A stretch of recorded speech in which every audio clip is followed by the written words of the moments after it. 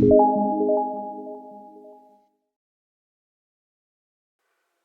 everyone, welcome to Salesforce Network, Salesforce Developer OOPS concept. Now we are going to start new series of Salesforce development.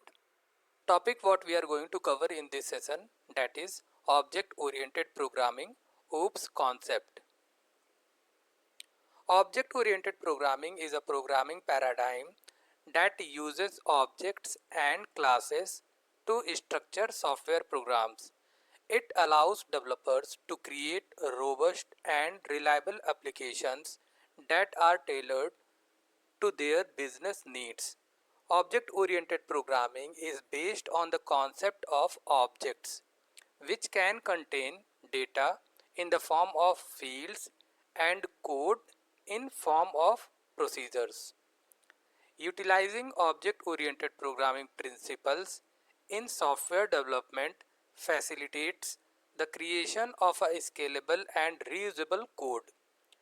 OOPS concepts are as follows: class, object, encapsulation, inheritance, polymorphism, abstraction. Thank you.